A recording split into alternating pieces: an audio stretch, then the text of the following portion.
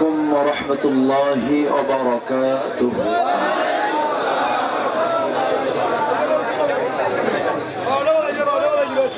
السلام عليكم ورحمة الله وبركاته.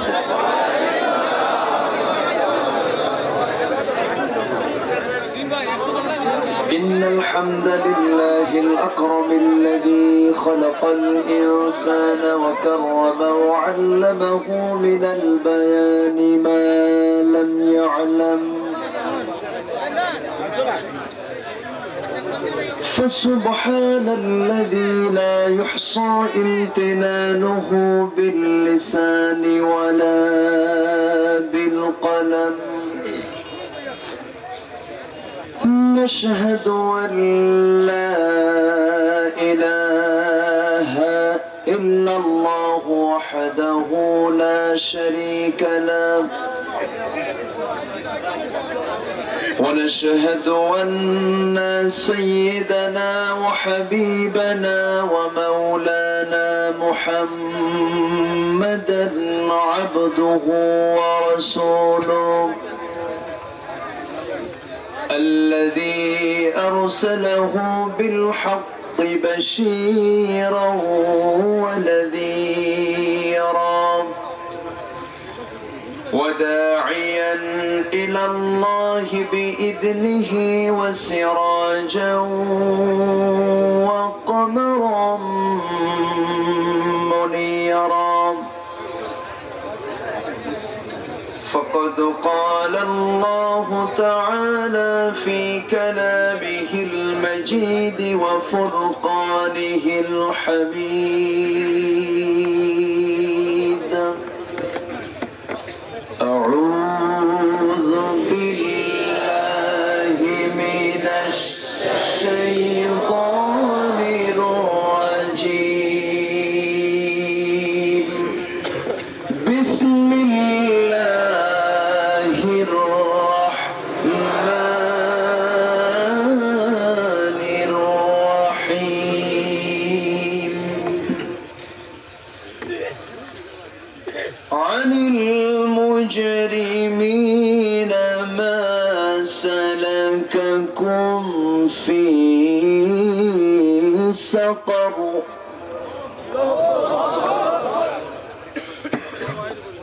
قالوا لم نك من المصلين ولم نك نطعم المسكين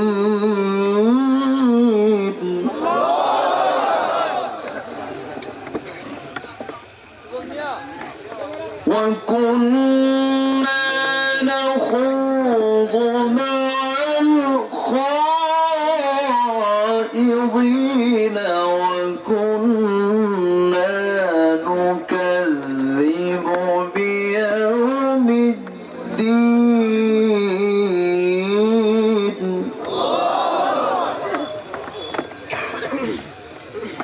حتى أتانا اليقين فما تنفعهم شفاعة الشافعين. فما لهم عن التذكرة معرضين. اللهم صل على سيدنا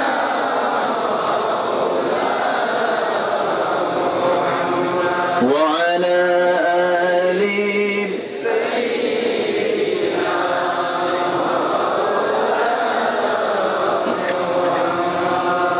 নবীর প্রতি দরদ, মোহাব্বত, ভালোবাসা সবার ভিতরে কম আছে না বেশি আছে? যদি বেশি থাকে একটু বেশি আওয়াজ দিয়ে নবীর প্রেমে মাতোয়ারা হয়ে জবান খুলে সবাই বলুন আল্লাহুম্মা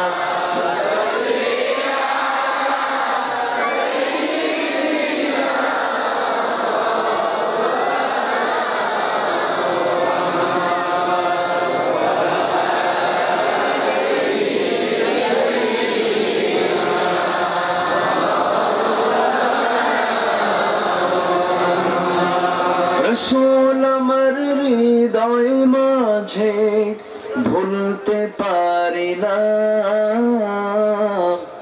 মন যে আমার চাই যে যেতে সোনার মদিনা। আল্লাহুম্মা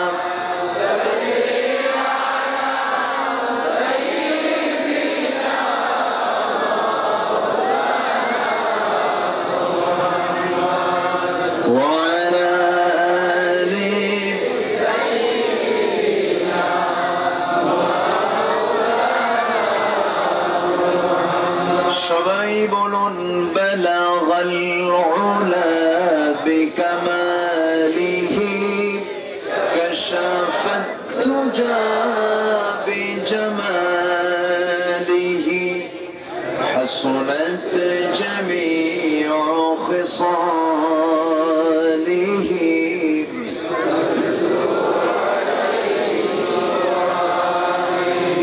مشرقي حبي محمد مطلع ديوان ما مطلع خورشید سقاس سینه سوزان ما بلغ العلا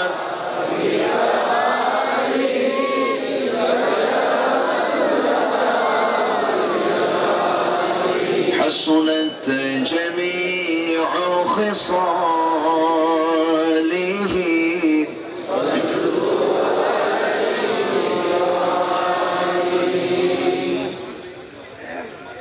সিলেট অঞ্চলের সুনামগঞ্জ জেলার ছাতক উপজেলার নোয়াপাড়া শাহ আফজালিয়া জামে মসজিদ মাহফিল ইন্তেজামিয়া কমিটি কর্তৃক আয়োজিত পঞ্চম বার্ষিকী ইসলামী মহাসম্মেলন 2017। আজকের এই মহৎ আয়োজনের সম্মানিত সুযোগ্য সভাপতি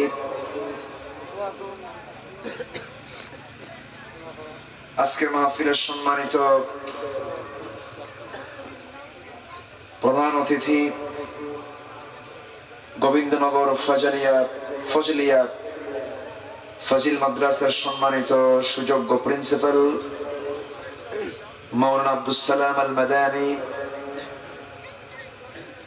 আজকের এই প্রোগ্রামের সম্মানিত মেহমান ছাতক উপজেলা পরিষদের সম্মানিত চেয়ারম্যান জনাব অলিউর রহমান চৌধুরী বকুল সাহেব, উপস্থিত হযরত উলামায়ে কেরাম, ফদলায়ে ইজাম, আমার ডান পাশে বসা ইসলামী আন্দোলনের অকুতোভয় সৈনিক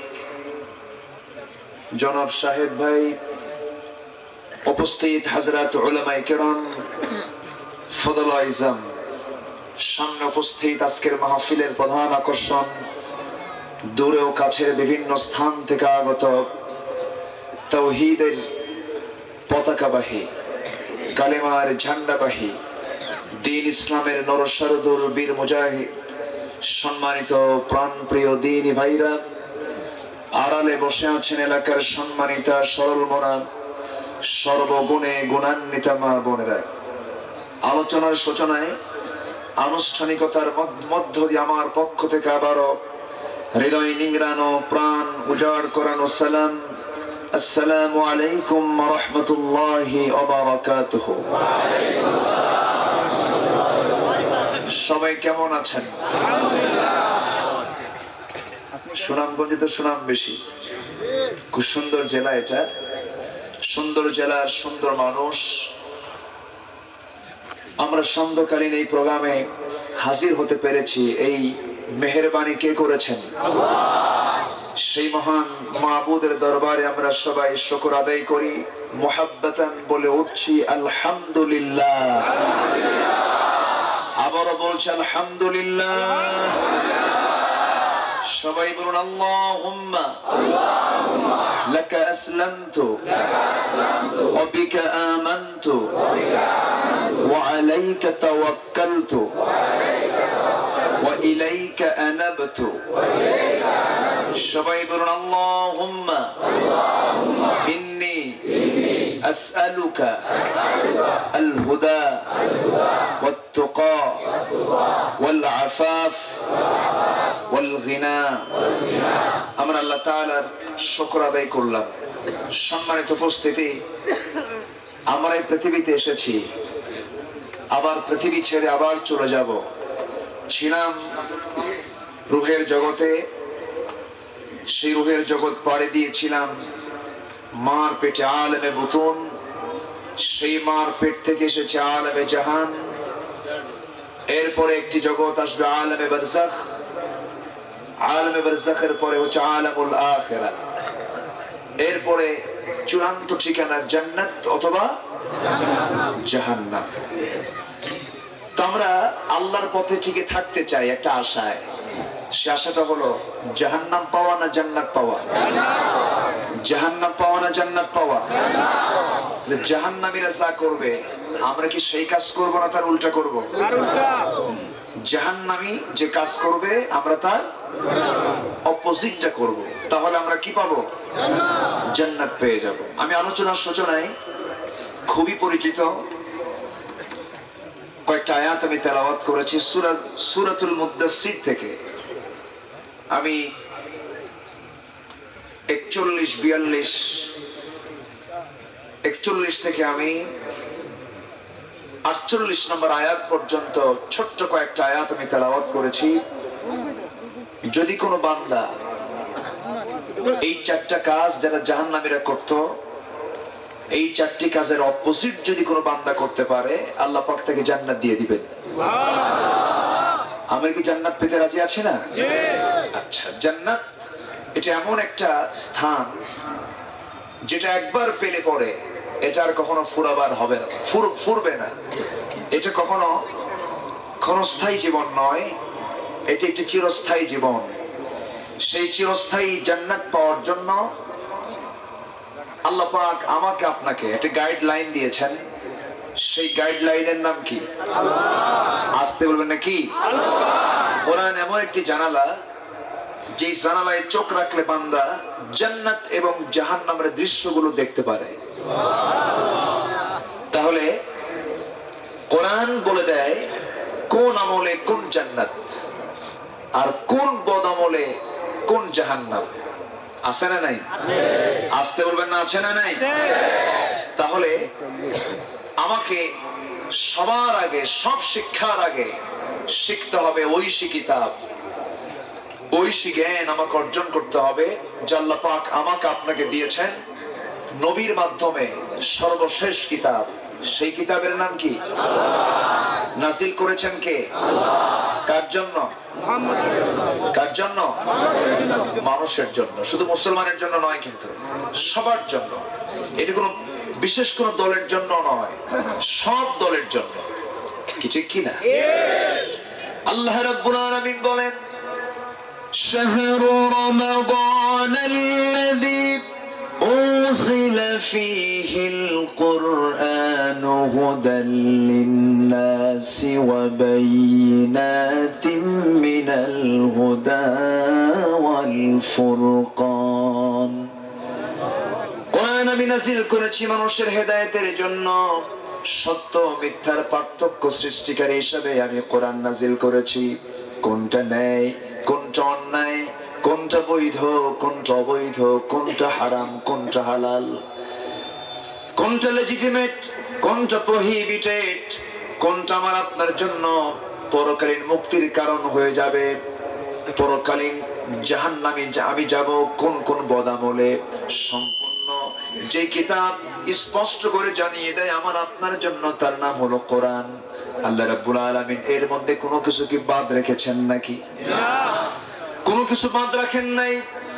আল্লাহ রাব্বুল আলামিন বলেন, মা ফাররাতনা ফিল কিতাবি মিন شيء ولا أصغر من ذلك ولا أكبر إلا في كتاب مبين এমন কোন ছোট বিষয় নাই ইসমে তাফসীলের থেকে আসগর এমন কোন ছোট বিষয় নাই এমন কোন বড় বিষয় নাই যা আমি এর মধ্যে কোট করে দেই নাই বান্দা সবকিছু দিয়ে দিয়েছি কোনো কিছু বাদ রাখিনি কোন অপূর্ণতা রাখিনি অসম্পূর্ণতা রাখি নাই বান্দা তোমার জন্য আমি মুকাম্মাল করে complete and balance code of life করে আমি তোমার জন্য কোরআন দিয়েছি কোথায় যাও তুমি কোন দল করতে যাও ফাআইনা তাযহাবুন ইন হুয়া ইল্লা যিকরুল লিল আলামিন বান্দা তুমি কোথায় দৌড়াও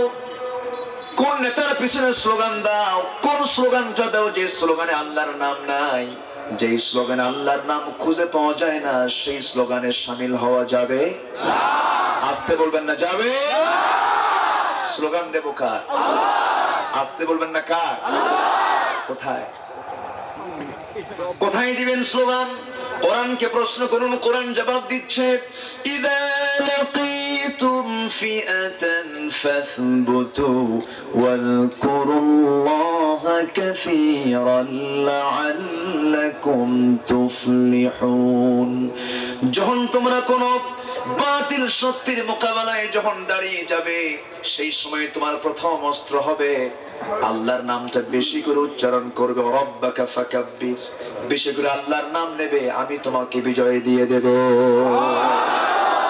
কে বললেন আল্লাহ শুধু নামাজে আল্লাহু আকবার বলবো আর ময়দানে পালাবো না এই আমলে জান্নাত পাওয়া যাবে না সম্মানিত ভাইয়েরা কথা বহু আছে তবে সময় সুযোগ পরিবেশ পরিস্থিতি রাসূল দাওয়াত দিয়েছেন মক্কার মাটিতে প্রথমে প্রকাশ্যে না গোপনে আচ্ছা রাসূল দাওয়াতি কাজ করেছেন পাহাড়িয়া গুহায় বসে পরামর্শ করেছেন এরকম দিন কি যায়নি নবীজির জীবনে গিয়েছে রাসূল 13টা বছর মক্কার মাটিতে ছিলেন নামাজের আয়াত নাজিল হয়েছে 5 ওয়াক্ত নামাজ পড়েছেন কাবার দিকে সেই সময় কাবার ভিতরে মক্কায় থাকাকালীন কি মূর্তি ছিল না ছিল কি না ভাঙতে পেরেছিলেন তিনি ভেঙেছেন মক্কা বিজয়ের আগে না পরে পরে সম্মানিত ভাইয়েরা কত তো মনে আসে অনেক আমরা চাই উদউ ইলা সাবিলি রাব্বিকা বিল হিকমাতি ওয়াল মাউইযাতিল হাসানা তবে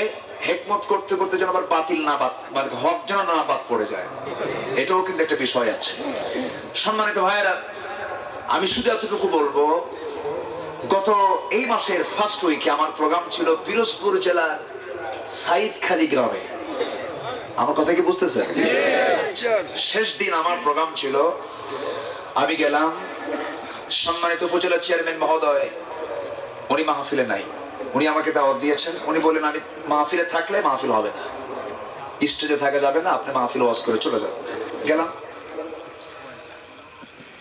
মাহফিলে এলাকায় ঢুকবো আমাকে গাড়ি থেকে নামায়া রিক্সা থেকে ভ্যানে থেকে আবার বলে হুজুর টুপি খোলেন টুপিও খুললাম মাহফিলে গেলাম স্টেজে বসলাম দেখি ডান পাশে ওসি মহোদয় বাম পাশে মুক্তিযোদ্ধার কমান্ডার কিরামন কাতিবি তো বলা হলো যারা আপনি এখন ওয়াজ করেন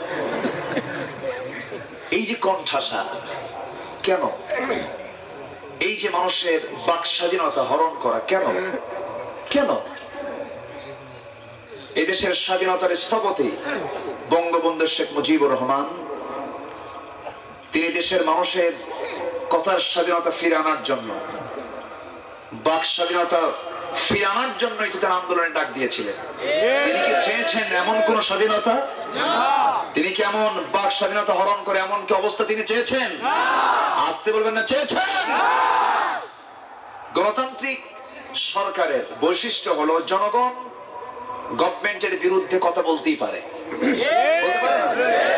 এটা গণতান্ত্রিক চর্চা না আমরা সকল সংকীর্ণতা থেকে আমরা মুক্তি পেতে চাই আমরা উদার হই সবার জন্য আমরা উদার হব হিংসাত্মক মনোভাব আমরা নেব না তবে হ্যাঁ এই কথাও সত্য ঈমানকে জলাঞ্জলি দিতে পারবো না যত কিছু হোক না কেন ইসলামকে নিয়ে, কোরআনকে নিয়ে যে বাজে মন্তব্য করবে আমরা তার জিহ্বা টেনে ছিড়ব। কয়েকদিন আগে কোন এক শয়তান বলছে ভূতের বাচ্চা সুলাইমান। এগুলো কি মেনে নেওয়া যায়? সুলাইমানকে ভূতের বাচ্চা? কার পয়গম্বর? আল্লাহর পয়গম্বর সুলাইমানকে বলা হলো ভূতের বাচ্চা সুলাইমান। সে শিক্ষাবিদ হোক আর গবেষক হোক, ওই সমস্ত নরাধমদের মস্তক পাহাড় তলে ছুঁয়ে সিম্পা টেনে ছেড়ে দরকার। বাতিল শক্তির মোকাবেলা করতে রাজি আছেন কেন?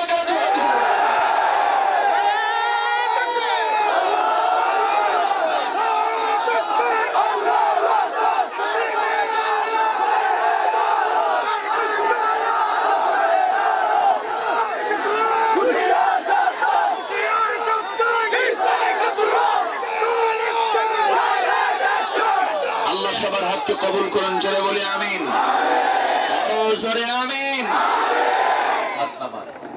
কষ্ট হচ্ছে? রাসূল তো সবার, রাসূল সবার না, নবী সবার না। সুলাইমান কে ছিলেন? কত দামি নবী, এত জ্ঞানী, এত মহাজ্ঞানী নবী পৃথিবীতে আর আসবে না। শুধু মানুষের ভাষা না, পৃথিবীতে মানুষের ভাষা ৪৫০০। শুধু মানুষের ভাষা না, সকল প্রাণীর ভাষা তিনি বুঝতেন। তুমি কোন ভার্সিটির প্রফেসর হইছো, নবীর বিরুদ্ধে কথা বলো, তিনি শুধু মানুষের ভাষা নয়, সকল প্রাণীর ভাষা তিনি বুঝতেন। তিনি পিঁপড়ার সঙ্গে কথা বলেছেন, পিঁপড়ার সাথে। কার সাথে? কোরআন শরীফে আছে না নাই? আছে না নাই? পৃথিবীর সবচেয়ে বড় সম্রাট ছিলেন সুলাইমান, যিনি আজ থেকে ৪৫০০ বছর আগে বিমানে চড়েছেন। আলহামদুলিল্লাহ বলবেন না? প্রশ্ন, বিমান তো আসলে এই যে না, বিমান অনেক আগে আসছে। বিমান তথ্য নিয়েছে সুলাইমানের জীবন থেকে। আল্লাহু আকবার। বিমান সৃষ্টি করেছে কোরআনকে রিসার্চ করে। কোরআনকে রিসার্চ করে বিমান তৈরি হয়েছে। কোন সূরা? তাও কমন সূরা, সবার জানা আছে। আলাম তারা কাইফা ফাআলা রাব্বুকা বিআসহাবিল ফিল আলাম ইয়াজআল কাইদাহুম ফি তাদলিল وأرسل عليهم طيرا أبابيل ترميهم بحجارة من سجيل فجعلهم كعصف مأكول। হে রাসূল, আসহাবুল ফিলদের সঙ্গে আপনি কি লক্ষ্য করেন না আপনারা প্রভু কেমন আচরণ করেছেন? তাদের সকল কায়দাকে তিনি কি বানচাল করে দেন নাই, বুমেরাং করে দেন নাই?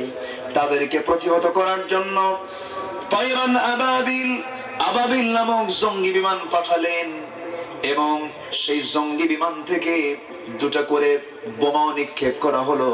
তারমিহিম বিহিজারাতিন মিন সিজ্জিল নামক বোমাগুলো নিক্ষেপ করা হলো। বোমা কেমনে নিক্ষেপ করা লাগে, জঙ্গি বিমান থেকে কেমনে গুলো বোমা নিচের দিকে মারতে হয়, সকল কলা কৌশল আল্লাহ পাক কোরআন শরীফ অনেক আগেই জানাইয়া দিলেন। এগুলো খ্রিস্টানরা গবেষণা করলো, তারা বোমা, বিমান, অনেক কিছু আবিষ্কার করলো। আর মুসলমান কোরআন থেকে আবিষ্কার করলো ওই দল্লিন না জল্লিন, আমি নাচতে না জোরে, মিলাদ কিয়াম, নূর মাটি, নাভি হাত বাঁধবো নাভিতে না বুকে, ফরজ নামাজের পরে মোনাজাত নিয়ে, আছে না নাই, এই সমস্ত বিষয় নিয়ে। আছে না নাই বলেন? এগুলো কি দেখার বিষয়? এগুলো কি গুরুত্বপূর্ণ বিষয়? এগুলো কি কম্পালসারি কোন সাবজেক্ট? সম্মানিত ভাইয়েরা, তবে হ্যাঁ, আমার বিশ্বাস এবং খ্রিস্টানদেরও গবেষণা, এখন পৃথিবীতে মুসলমানদের সংখ্যা হলো 170 কোটি, খ্রিস্টান হচ্ছে 240 কোটি। 2030 সালের ভিতরে খ্রিস্টান হবে 150 কোটি, মুসলমান হবে 300 কোটি। এটা আমাদের গবেষণা নয়, ওদের গবেষণা। কারণ কোরআন, সায়েন্স যত ডেভেলপ হচ্ছে, কোরআন সবার কাছে ওপেন হয়ে যাচ্ছে। যেরকম সুবহানাল্লাহ, আর যেরকম সুবহানাল্লাহ। তবে হ্যাঁ, মুসলমান শাসিত জাতি ছিল না, মুসলমান শাসক জাতি। মুসলমান নেওয়ার জাতি ছিল না, মুসলমান দেওয়ার জাতি। কিন্তু আজকে আমরা ভিক্ষুকে পরিণত হলাম কেন? আজকে আমার দেশে মানুষ বেশি না চোর বেশি? ভালো করে রাখো।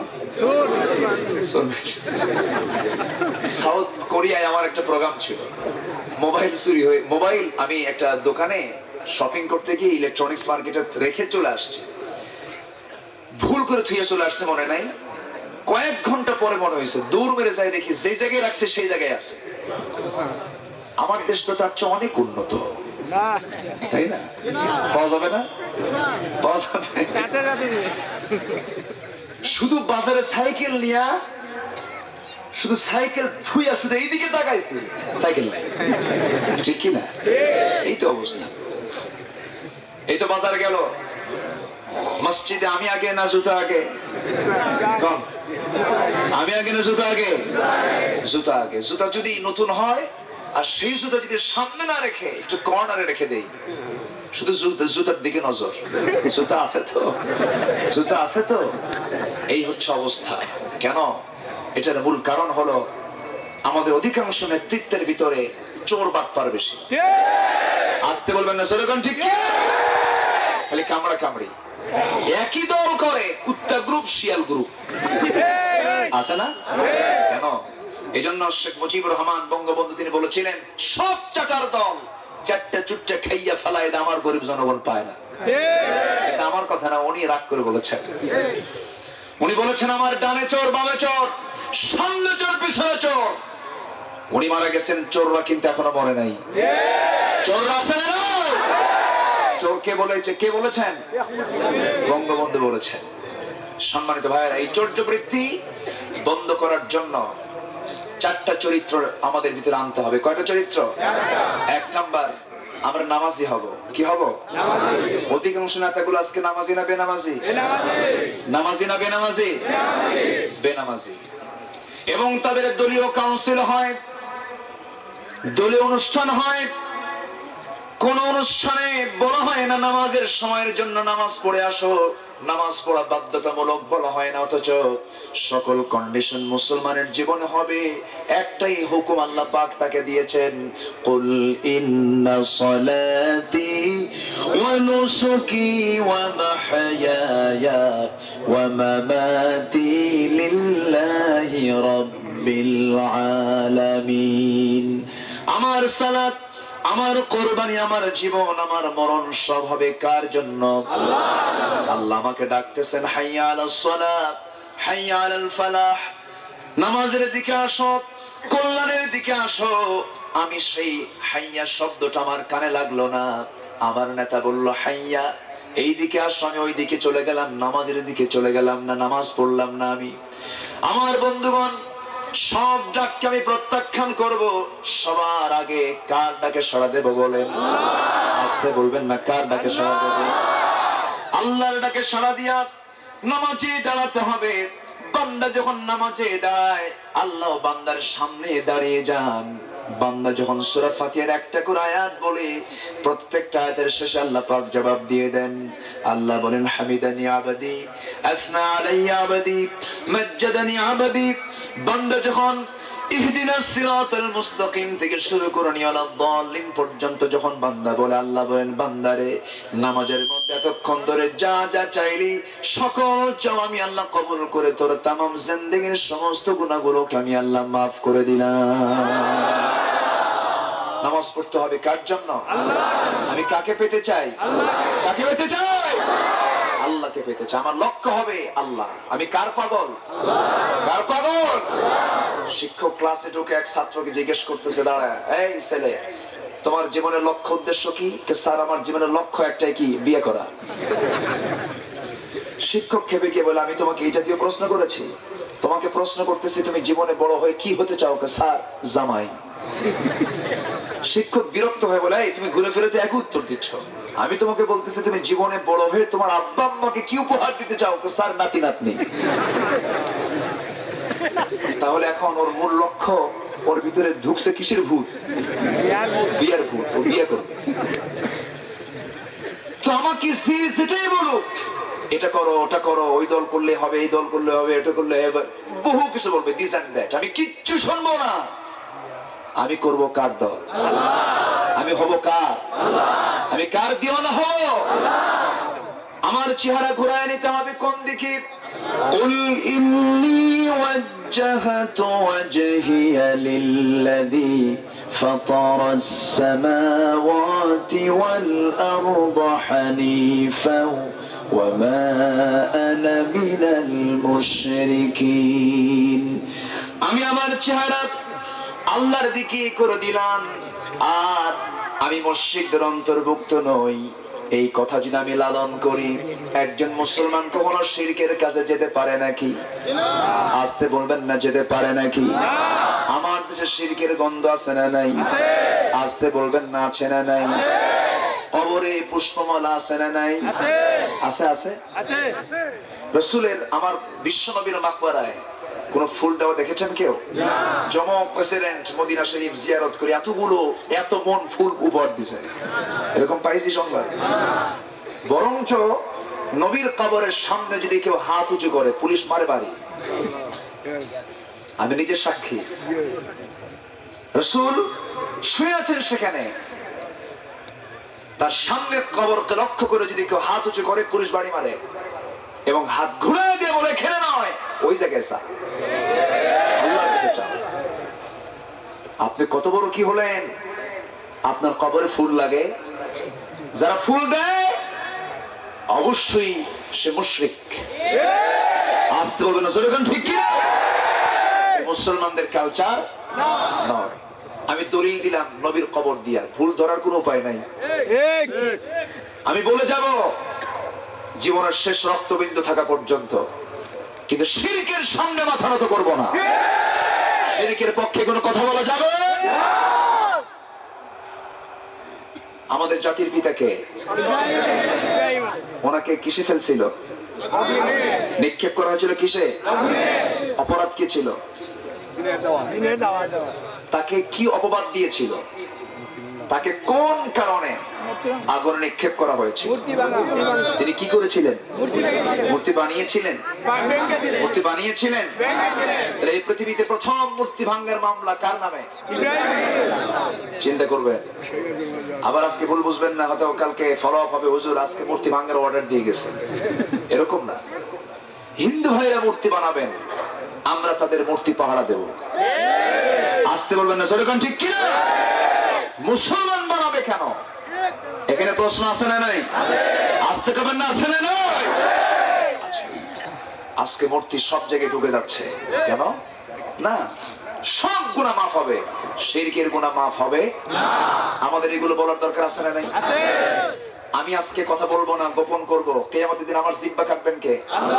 আল্লাহ। মান আযলামু মিম্মান কাতামা শাহাদা। আল্লাহ পাক আমাকে ধরে ফেলবে। আল্লাহ রাব্বুল আলামিন বান্দার সকল গুনাহ মাফ করবেন।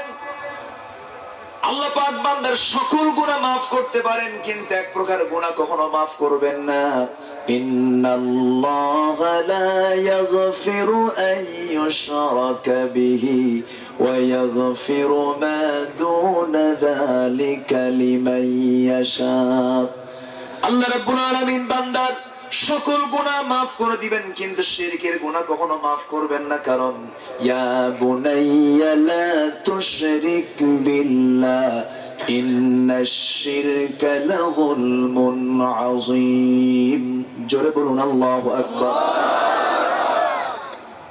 লুকমান আলাইহিস সালাতু ওয়াস সালাম সন্তানকে নসিহত করছেন, হে আমার কলিজার টুকরা সন্তান, শিরকের ধারে পাশে যেও না, শিরক করো না। বাপ সন্তানকে নসিহত করলেন, এত সুন্দর নসিহত আল্লাহ কোট করে কোরআন শরীফে তার নামটাও অঙ্কন করে দিলেন। যেরকম সুবহানাল্লাহ। আর আজকে আমাদের বাপেরা, এমন কিছু কিছু বাপ আছে, সে বাপগুলো সন্তানকে বিশেষ বিশেষ দিনে বিচিত্র অনুষ্ঠানে মেয়েকে স্টেজে উঠায়া বাপ বলে নাচ, আর বাপ তালি মারে। এরকম আছে না? আছে না? তবে নামের কলঙ্কগুলো আজকে কোথায় নসিহত, কোথায় শিক্ষা? আজকে একটা ছাত্র ক্লাস 1 থেকে মাস্টার্স ডিগ্রি নেয়, সরেয়া সব জানে, আলিফ বাতাসা চিনে না। আছে না? আছে না? আছে না? সব শিখলো, কোরআন শিখলো না। অথচ সবার আগে শেখার কথা কি? সবার আগে শেখার কথা কি? কোরআন। কোরআন ছাড়া কোনো কিছু হয়? নামাজ হয়? জীবন গড়ে? কোনো কিছুই গড়ে না। তাহলে কোরআন ছাড়া যে জাতি গড়ে ওঠে সে জাতি আর কি ভালো হবে? শিক্ষাই জাতির মেরুদণ্ড আমরা বলি, শিক্ষা না, সুশিক্ষা জাতির মেরুদণ্ড। আমার দেশে এখন সুশিক্ষার অভাব আছে না নাই? নৈতিক শিক্ষার অভাব আছে না নাই? আমরা মাননীয় শিক্ষামন্ত্রীর কাছে এই দাবিটা করব, সব সিলেবাস রাখেন। আমরা বাধা দিচ্ছি না, বলতেছি না যে এটা রাখেন না, সব রাখেন, ওর সঙ্গে কোরআন আর হাদিসটা প্লাস করেন। আপনার ছাত্ররা মদ খাবে না, ইয়াবা ফেন্সিডিল টানবে না। ইয়াবা আছে না নাই? গতকাল আমার প্রোগ্রাম, গতকাল আমি ছিলাম কক্সবাজার। কি যে সমস্যা, টেকনাফ, উখিয়া, রামু, প্রত্যেকটা যুবকদের হাতে হাতে ইয়াবা। যুবকরা শেষ হয়ে গেল। মায়ানমার দিল ইয়াবা, ইন্ডিয়া দিল ফেন্সিডিল, আর মাঝখান দিয়ে কোন দিন আসলো বাবা। বাবা ইয়াবা ফেন্সি, সব যুবকরা খাও, বাংলাদেশি যুবক মুসলমান সব ধ্বংস হয়ে যাও। সম্মানিত ভাইয়ের, এগুলো বন্ধ করার জন্য কিন্তু ওয়াজ দিয়ে বন্ধ হবে না। বন্ধ করার মানসিকতা থাকলে 2 ঘন্টায় বন্ধ হওয়া সম্ভব। ঐশীকে ফাঁসি রায় দিয়েছে কোর্ট। কেন? সে তার বাপকে মাকে খুন করেছে। খুন করলো কেন? ইয়াবার টাকা না দেওয়ার কারণে। নেশাক্রান্ত হয়ে মেরেছে। ইয়াবার টাকা না দিতে দিতে অপারগ হয়, বাপ অস্বীকৃতি জানানোয় রাতের বেলা অন্ধকারে ঘুমন্ত অবস্থায় সে তার আব্বা আম্মাকে নিজের হাতে খুন করেছে। স্বীকৃতিও দিয়েছে, সে স্বীকারোক্তি দিয়েছে। তো কোর্ট তাকে ফাঁসির রায় দিয়েছে। আমরা এখানে তাদের রায় আমরা ক্ষুব্ধ প্রকাশ করছি না, এটা ভালো, কিন্তু এটাও আমরা দাবি করি ঐশী তার আব্বা আম্মাকে খুন করার জন্য ফাঁসির রায় পেল। ঐশীর হাতে যারা ইয়াবা তুলে দিয়েছে, ইয়াবার সম্রাট, ওদেরও ফাঁসি হওয়ার দরকার ছিল। মূলে আগে আঘাত করতে হবে, মূলোৎপাটন করতে হবে, তবেই সব বন্ধ হয়ে যাবে। ওয়াজ দিয়ে কি সুদ বন্ধ হবে? ওয়াজ দিয়ে কি মদ বন্ধ হবে? ওয়াজ দিয়ে কি ইয়াবা বন্ধ হবে? এর জন্য আইনের দরকার আছে না নাই? কার আইন? আমার দেশে কার আইন আছে? মানুষের। আইন 2 প্রকার, একটা বান্দার, একটা কার? একটা বান্দার আর একটা কার? এই দেশে কার আছে? বান্দার। আল্লাহর আইন আছে? আমার বন্ধুগণ, একটু কান লাগান। আল্লাহ রাব্বুল আলামিন কোরআনে কারীমের ভিতরে সবাইকে জানিয়ে দিচ্ছেন, আওয়ামী লীগ আমার শত্রু নয়, বিএনপি আমার শত্রু নয়, জামাত ইসলামী আমার শত্রু নয়, জাতীয় পার্টি আমার শত্রু নয়, সব আমার ভাই। আমি সবাইকে লক্ষ্য করে বলি, যে দল করেন না কেন, আল্লাহ রাব্বুল আলামিন বলছেন, শোনো, তোমরা রাষ্ট্রীয় যখন আইন কার্যকর করবে, তোমরা বেশি দফার প্রয়োজন নাই। আমি আল্লাহ আমার তরফ থেকে তোমরা 4টা দফা রাষ্ট্রীয়ভাবে তোমরা বাস্তবায়ন করবে। এই 4টি দফার 1 নম্বর দফা হলো আল্লাযীনা ইম্মাক্কান্নাহুম ফিল আরদি আকামুস সালাতা ওয়া আতাবুস যাকাত ওয়া আমারু বিল মা'রুফি ওয়া নাহাউ আনিল মুনকার। আমি যাদেরকে রাষ্ট্রীয় ক্ষমতা দেব তাদের জন্য 4টা দফা। 1 নম্বর দফা হলো তারা নামাজ কায়েম করবে। কি কায়েম করবে বলে? নামাজ কায়েম মানে হলো প্রধানমন্ত্রীর পিছনে মন্ত্রী পরিষদ নামাজ পড়বে, প্রেসিডেন্ট হবেন বাইতুল মুকাররমের ইমাম, সচিবের পিছনে এমপি নামাজ পড়বে, এমপির পিছনে জনগণ নামাজ পড়বে, চেয়ারম্যানদের পিছনে মেম্বাররা নামাজ পড়বেন, ওসির পিছনে দারোগা নামাজ পড়বে, এসপির পিছনে ওসিরা নামাজ পড়বেন। এমন করে করে প্রত্যেকটা সেক্টরে যদি নামাজ কেন্দ্রিক সমাজ গড়ে যায়, তাহলে সেই নামাজের আইন যখন কার্যকর হয়ে যাবে, সমাজ থেকে দুর্নীতি চিরতরে মূলোৎপাটিত হয়ে যাবে। এটা কার আইন? আসতে বলবেন না, কার আইন? আমার বন্ধুগণ, যাকাত আদায় করতে হবে। এই যাকাত যদি সঠিকভাবে যদি আদায় হতো, পদ্মা সেতুর জন্য আমরা কত কি শুনলাম, কত কি হয়ে গেল। আমার বন্ধুগণ, এরকম পদ্মা সেতু বছরে 3-4টা হয়ে যাবে যদি যাকাতের টাকা সঠিকভাবে যদি আদায় হয়ে যায়। যাকাত কি দেয়? যাকাত তো দেন, কিন্তু সুদ কি নেয়? সুদ শুধু নেওয়ার জন্য আর যাকাত দেওয়ার জন্য। সুদ হলো নেওয়ার জন্য আর যাকাত হলো দেওয়ার জন্য। সুদ হচ্ছে সমাজকে ধ্বংস করার হাতিয়ার, আর যাকাত হলো সোশ্যাল সিকিউরিটি, সামাজিক নিরাপত্তা বিধান করার জন্য এসেছে। আমার দেশে যাকাত প্রতিষ্ঠিত আছে না সুদ প্রতিষ্ঠিত আছে? আমার বন্ধুগণ, তাহলে আমরা আল্লাহর আনিত দিন, আল্লাহর আনিত বিধানকে যদি প্রত্যাখ্যান করি, শান্তি কেমনে পাবো? আমি যাব ঢাকাতে, আমার গাড়ির স্টিয়ারিং যদি থেকে যায় নেত্রকোনার দিকে, আমি কি ঢাকাতে যেতে পারবো নাকি? ঢাকা যেতে পারবো না। আমাকে জান্নাত পেতে হলে আল্লাহ বলছেন, ইয়া আইয়াতুহান নাফসুল মুতমাইন্নাতু রজিই ইলা রাব্বিকি রাদিয়াতাম মারদিয়াহ فادخلي في عبادي وادخلي جنتي। হে প্রশান্ত আত্মা, তুমি আমার গোলাম হয়ে যাও, আমার বান্দা হয়ে যাও। বান্দা যখন হয়ে যাব, বান্দা চলবে কার আইনে? এখন বান্দা যদি নিজে একটা আইন বানায়, সে কি বান্দা হয় নাকি? সে তখন কি হয়? প্রভু। তখন সে কি হয়? প্রভু, কারণ সে নিজে আইন বানাচ্ছে। আল্লাহর বিরুদ্ধে আর একটা আইন খাড়া করছে, তখন সে আর বান্দার ভূমিকায় থাকে না। আল্লাহ আইন বানা, আল্লাহ আইন দিয়েছেন, আমি আইন বানাচ্ছি। আল্লাহর বিরুদ্ধে আমি সংগ্রামে দাঁড়িয়ে গেলাম না। আল্লাহ আমাকে যা হুকুম করেছেন, সব হুকুমগুলো কোরআন শরীফে কোট করে দিয়েছেন। আমরা যদি জাহান্নামে যেতে না চাই, জাহান্নামে যেতে যদি আমরা না চাই, তাহলে জাহান্নামীদের কোনো কাজ করা যাবে না। জাহান্নামীরা 4টা কারণে জাহান্নামে চলে যাবে। 1 নাম্বার কারণ হলো, মহান রব্বুল আলামিন বলেন, আনিল মুজরিমিনা মা সালাকাকুম ফি সাকার قالوا لم نك من المصلين ولم نك نطعم المسكين وكنا نخوض مع الخائضين وكنا نكذب بيوم الدين। জোরে বলুন আল্লাহু আকবার। পাপীদেরকে বলা হবে, আজকে তোমরা জাহান্নামে কেন? তারা বলবে, আমরা 4টা কাজ দুনিয়াতে করে আসি নাই। 1 নাম্বার হলো, আজান শুনেছি কিন্তু নামাজ ঠিক মতো পড়ি নাই। আমার দেশে নামাজি বেশি না বেনামাজি বেশি? বলেন। অধিকাংশ লোকগুলো জাহান্নামী না জান্নাতি?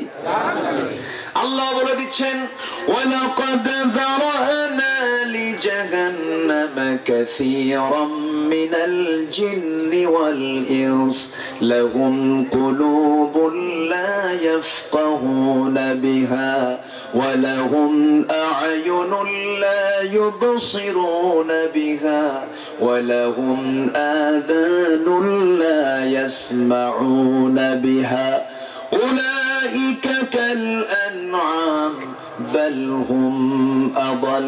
জোরে বলুন আল্লাহু আকবার। যাদের চোখ আছে দেখে না, কান আছে শোনে না, অন্তর আছে বোঝে না, এমন কিছু লোক আছে না নাই? বলেন। সব বোঝে, আসলটা বোঝে না। এই লোকটা ছিল আবু জেহেল। আবু জেহেল সব কিছু জানতো, বুঝতো, কিন্তু মানতো না। আবু জেহেল শুনেও শুনতো না, বুঝেও বুঝতো না। আমার নবীর পাশের ঘর কার ঘর?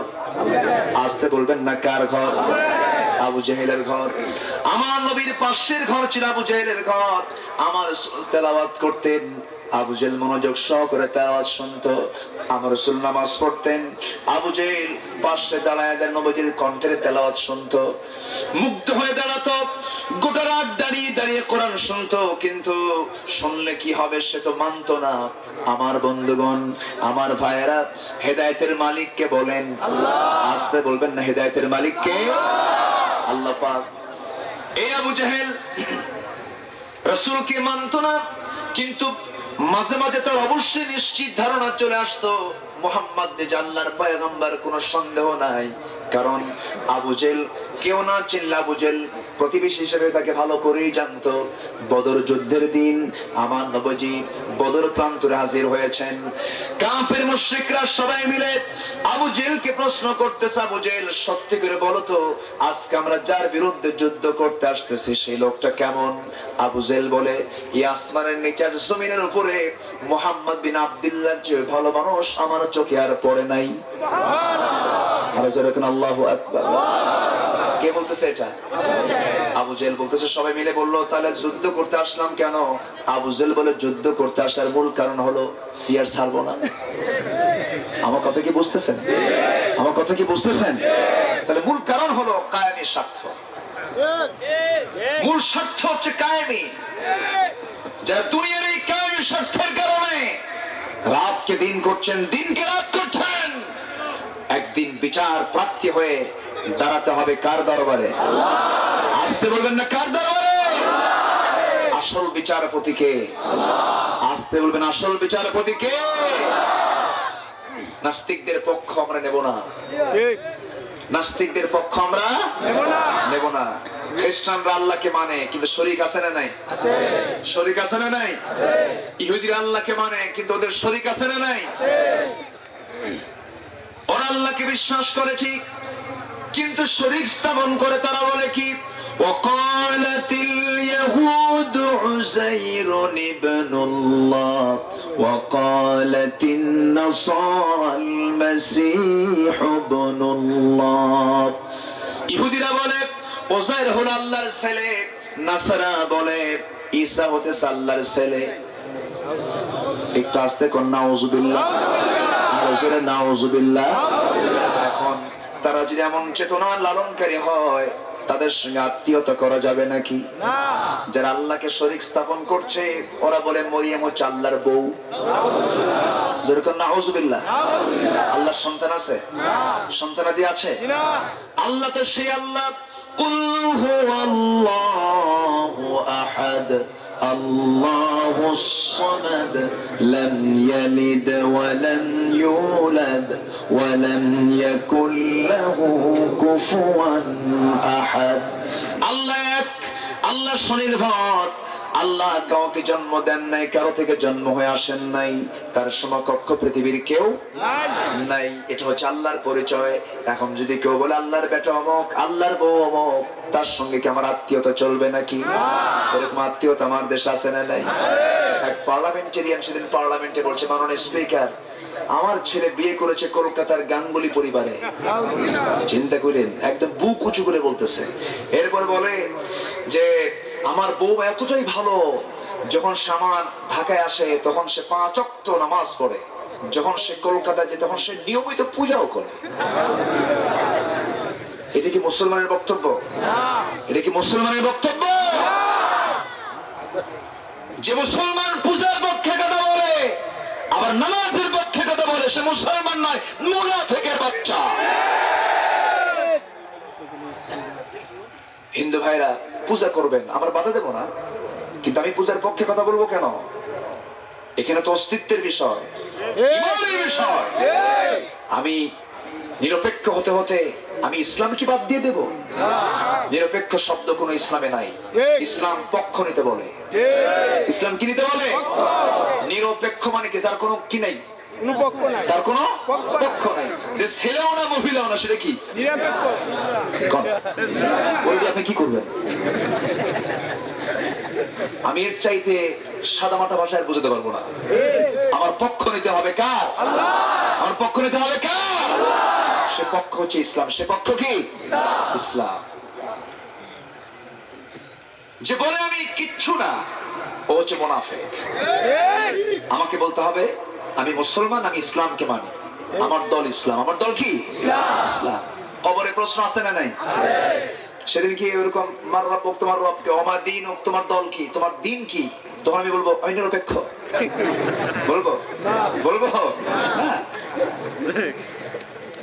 সেদিন প্রশ্ন হবে মার রব তোমার রবকে, আমার দিন তোমার দিন কি, তোমার দল কি? নিরপেক্ষ। ফেরেশতা আছে না নাই? রিমান্ডে নাই? রিমান্ডে নাই? এমন ফেরেশতা চোখেও দেখে না, কানেও শোনে না, কথাও বলতে পারে না। এমন পিটন হবে কানবে কিন্তু কানে শোনে না, তো মারবে চোখেও দেখে না। উতাল পাতাল মায়ের আছে না নাই? সামনে আছে না? রিমান্ড আল্লাহ নিবেন। আল্লাহ রিমান্ডের জন্য পাহারাদার দারোগা আছে না নাই? এমন মায়ের হবে যে মায়ের শুরু আছে কিন্তু শেষ নাই। ফেরেশতা ক্লান্ত হবে না, দুনিয়ার রিমান্ডে ক্লান্ত হয় না? মারতে মারতে ক্লান্ত হয়, আর পারে না, দয়া আসে মায়া আসে, ঠিক আছে যা আর মারবই না। কিন্তু ফেরেশতা কি থামবে? কোনো থামাথামি নাই। সম্মানিত ভাইয়েরা, সেই দিন সবার সামনে আছে। আমরা কি জাহান্নাম যেতে চাই? আমরা এক নাম্বার কাজ করবো, নামাজ পড়বো। জোরে বলি ইনশাআল্লাহ। নামাজ কেউ ছেড়ে দেব? নামাজ কার হুকুম? আজ নামাজ কার হুকুম? সুদ খাওয়া কার হুকুম? নামাজি সুদখোর আছে না নাই? আছে না নাই? নামাজি ঘুষখোর আছে না নাই? নামাজ পড়ে কিন্তু ঘুষ খায়। রমজান মাস, ঘুষের টাকা আনছে, শোনো রোজা আছি, উপায় নাই টাকা নেওয়া। রোজা আছি দেখে শুনে আমি রোজা নষ্ট করতে পারবো না। কেন স্যার? সিগনেচার দিতেই হবে। সিগনেচারটা আগে দেন, টাকা পরে নেন। কেন? ঠিক আছে, তাহলে তো টাকাটা তুমি যখন দেবে আমি দেখতেছি না, আমি পকেটটা ফাঁকা করলাম, ঢুকায় দাও, ইফতার করে দেখে নিন। আছে না? ভাবতেছে যে রোজা রেখে আমি এটা কেন না। 24 ঘন্টা হুকুম মানতে হবে কার? আল্লাহ পাক। আমার বন্ধুগণ, নামাজ পড়লাম, আল্লাহর হুকুম আদায় হয়ে গেল না। নামাজ তো ডিউটি আমার। আল্লাহ পাক আমাকে 24 ঘন্টা সময় দিয়েছেন। 24 ঘন্টায় ডিউটি পালন করতে বলেছেন কে? আল্লাহ। স্ত্রী সহবাস করলো, সেখানে ইবাদত আছে না নাই? বলে স্ত্রী সহবাস এটা ইবাদত। আল্লাহ পাক ফেরেশতা দিয়া সব লেখায় দেন। এরপর আপনি স্ত্রীর জন্য বাজার করছেন, সবচেয়ে শ্রেষ্ঠ সাদকা হলো স্ত্রীর জন্য খরচ করা। সবচেয়ে দামি খরচ হলো মানুষের জন্য, বাপ মার জন্য খরচ করা। ইয়াসআলুনাকা মাযা ইউনফিকুন কুল মা আনফাকতুম মিন খায়রিন ফালিল ওয়ালিদাইনি ওয়াল আকরাবিন। জোরে বলুন আল্লাহু আকবার। এটাও দান, এটাও সওয়াব, এটাও ইবাদত। পৃথিবীর কোন কাজ, দুনিয়ার বলতে কোনো কাজ নাই, সব কাজ হয়ে যাবে আল্লাহর কাজ। সেই হুকুমটা মানতে হবে। সেই কাজ করতে গিয়ে কার হুকুম মানতে হবে? আল্লাহর হুকুম মানতে হবে। নামাজ তো সেটাই শিখায় দেয়। নামাজের ভিতরে আমি বললাম কি, যারা পারেন সঙ্গে পড়েন, আর রহমানির রহিম মালিকি ইয়াউমিদ্দিন ইয়্যাকা না'বুদু ওয়া ইয়্যাকা নাস্তাঈন ইহদিনাস সিরাতাল মুস্তাকিম সিরাতাল্লাযীনা আন'আমতা আলাইহিম গায়রিল মাগদুবি আলাইহিম ওয়ালাদ-দাল্লিন। আমি তোমার ইবাদত করি, তোমার কাছেই সাহায্য চাই, হেদায়েত দাও। কার কাছে চাই আমরা? আল্লাহ। কার কাছে চাই? আল্লাহর কাছে। আমার বন্ধুগণ, কিন্তু আমি আল্লাহকে মানলাম, আল্লাহর সঙ্গে শরীক স্থাপন করলাম। এক নম্বরের শরীক স্থাপন আমার দেশে হলো আল্লাহর আইনকে বাদ দিয়ে বান্দা যখন কোন বান্দার আইন মানে, সে মুশরিক হয়ে গেল। আসতে বলবেন না, জোরে কোন ঠিক কি? আমি আইন মানবো কার? বিধান মানবো কার? আল্লাহর বিধান আমাকে মেনে চলতে হবে। আমার বন্ধুগণ, আল্লাহকে বিশ্বাস করতে হবে, আবার আল্লাহর জাতকেও বিশ্বাস করতে হবে। আমি আল্লাহকে মানলাম না, আল্লাহর প্রতি বিশ্বাস স্থাপনই থাকলো না, আমি কেমনে আল্লাহর ইবাদত গুলো করবো? আল্লাহকে বিশ্বাস করবো দেখে না না দেখে? আস্তে দেখে না না দেখে? একজন পয়গম্বর পৃথিবীতে আল্লাহকে দেখতে চেয়েছিলেন, সেই পয়গম্বরের নাম কি বলেন? এত তাড়াতাড়ি বলেন, বাড়িকে আশেপাশে নাকি? বাড়িতে বহু দূর।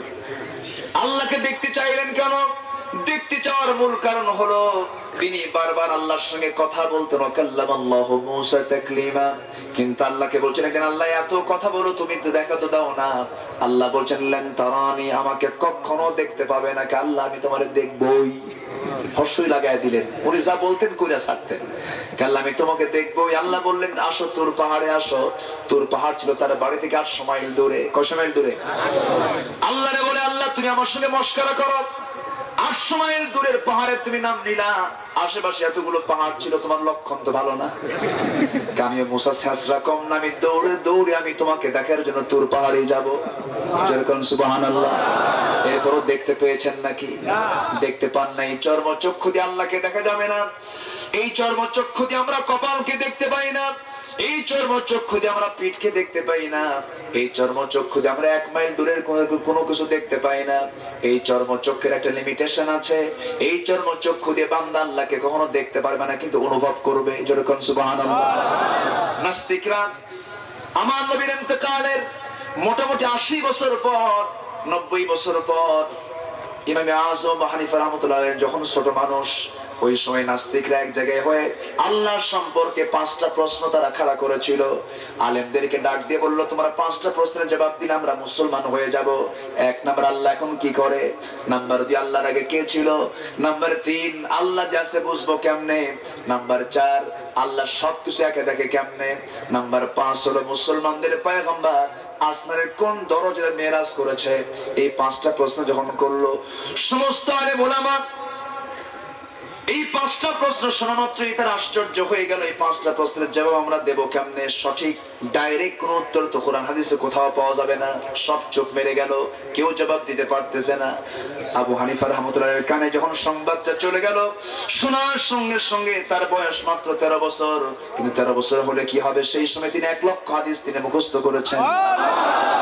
তার বাবা একজন সাহাবী, তার তাহানিক করেছেন আলী রাদিয়াল্লাহু তাআলা আনহু, তার খাবার তুলে দিয়েছেন প্রথম। সে আলী যখন, সেই আবু হানিফা যখন শুনতে পেলেন, শোনার সঙ্গে সঙ্গে মনে মনে চিন্তা করলেন, এই 5টা হিকমত পূর্ণ প্রশ্নের জবাব কেউ না দিতে পারলে আমি দেওয়ার চেষ্টা করব। এই জবাব তো কোরআন হাদিসে কোথাও সরাসরি নাই, কিন্তু হিকমত যার, ইউতিল হিকমাতা মান ইয়াশা, আল্লাহ সবাইকে হিকমতের জ্ঞান দেন না। এই 5টি প্রশ্নের জবাব দেওয়ার জন্য তিনি বললেন, আমাকে যদি সুযোগ দেওয়া হয় এই 5টি প্রশ্নের জবাব আমি আবু হানিফা দিয়ে দেব। কয়টা প্রশ্ন? 1 নাম্বার প্রশ্ন, আল্লাহ এখন কি করতেছে? আল্লাহ এখন কি করলো? কোন কাজটা করতেছে? অদ্ভুত প্রশ্ন। আবু হানিফা রাহমাতুল্লাহ আলাইহি প্রশ্নকারীর সামনে দাঁড়ালেন। প্রশ্নকারী চেয়ারে বসা, তিনি বলছেন, তুমি তো প্রশ্নকারী, আমি উত্তর দানকারী। মর্যাদা কার বেশি? উত্তর যে দেয়। উত্তর যে দেয় সে কি ছাত্র হয় না শিক্ষক হয়? সে তো শিক্ষক হয়। তুমি প্রশ্ন করতেছো, তুমি ছাত্র হয়ে চেয়ারে বসো আর আমি দাঁড়ায় থাকবো, এটা তো বেমানান। তুমি এখন চেয়ার ছাড়ো।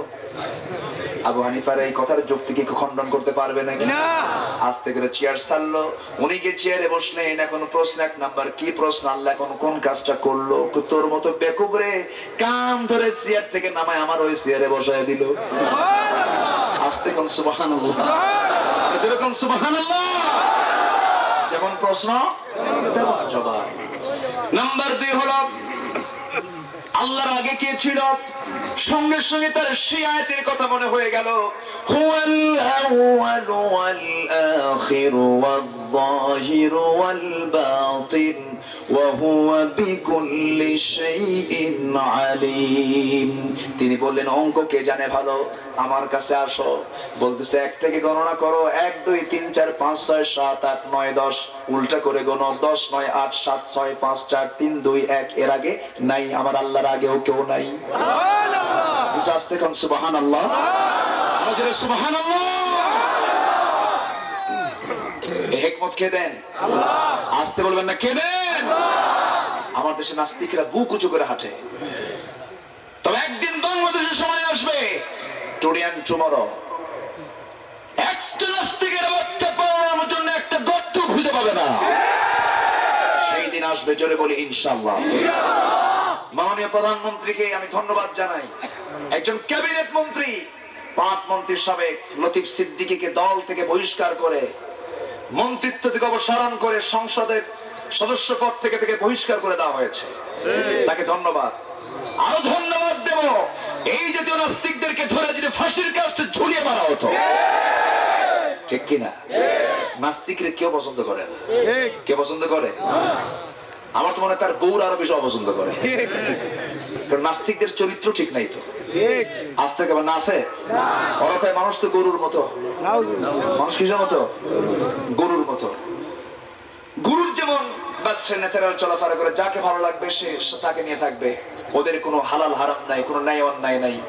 লিভ টুগেদার থেকে শুরু করে সমকামিতা থেকে শুরু করে সব আকাম কুকাম নাস্তিকদের মধ্যে আছে না নাই? আসতে বলবেন না, আছে না নাই? আজকে দেখুন, চিন্তা করুন, আমেরিকার মতো একটা দেশে, এই আধুনিক বিশ্বে পার্লামেন্টে সমকামিতার আইন পাশ হয়, মানে পুরুষ পুরুষের বিয়ে, যা কুত্তার মধ্যেও নাই। আমরা কোথায় আছি? অতএব শিক্ষা আমরা তাদের কাছ থেকে নেব না, শিক্ষা নেব কোরআন থেকে। আমরা কিছু থেকে শিখে নেব কোরআন থেকে। আল্লাহ পাক বোঝার তৌফিক দান করুন, জোরে বলি আমিন। তাহলে এক নাম্বার কাজ হলো, জাহান্নামীরা জাহান্নামে যাবে নামাজ না পড়ার কারণে। আমরা কি করব? নামাজ পড়ব। নামাজ পড়তে রাজি আছেন তো? কয় ওয়াক্ত নামাজ? আসতে বলবেন না, কয় ওয়াক্ত নামাজ? আমরা ছেড়ে দেব না, জোরে বলি ইনশাআল্লাহ। একা পড়ব না জামাতে পড়ব? জামাতে। বুঝে পড়ব না না বুঝে পড়ব? জেনে পড়ব না না জেনে পড়ব? জেনে পড়তে হবে। ওই মুসল্লির মতো হওয়া যাবে না। এক হিন্দুর বাড়ি মসজিদের পাশে, তো হিন্দু প্রত্যেকদিন মসজিদের সামনে দিয়ে যায়, তো যেতেই শোনে রুকু থেকে দাঁড়ানোর সময় মাসে বলতেছে সামি আল্লাহু লিমান হামিদা। হিন্দু মনে মনে চিন্তা করে যে প্রত্যেকদিন হামিদা হামিদা হামিদা হামিদা করে, হামিদা মেয়েটা কার মেয়ে? তো একদিন বলতেছে, আচ্ছা তোমাদের ইমাম সাহেবের হলোটা কি? প্রত্যেকদিন শুধু হামিদা হামিদাই করে, আর কি মহিলা মানুষ নাই? এখন এই প্রশ্ন করেছে তারই এক প্রতিবেশী, যে 5 ওয়াক্ত নামাজ মসজিদে বা জামাতের সাথে পড়ে। সে এখন বলতেছে, ভাই আমি 25 বছর যাবত বা জামাতের সঙ্গে নামাজ পড়ি, আমিও আজ পর্যন্ত ঠিক মতো জানি না আসলে হামিদা মেয়েটা কার মেয়ে। আমার কথা কি বুঝতেছে? তাহলে ওই হিন্দুর বুঝ আর ওই মুসল্লির বুঝ কোন তফাৎ আছে? এরকম মুসল্লি আমার দেশে আছে না নাই? আসতে কেমন না, আছে না নাই? ওই নামাজ পড়ে তোমাকে জাহান্নাম যেতে হবে। এরকম নামাজি আছে না নাই? ফাওয়াইলুল লিল মুসাল্লিন। কে বলছেন? ওই মুসল্লির জন্য ওয়াইল, যারা লোক দেখানো নামাজ পড়ে, অবহেলা করে নামাজ। অবহেলা মানে কি? না বোঝে, বোঝে না।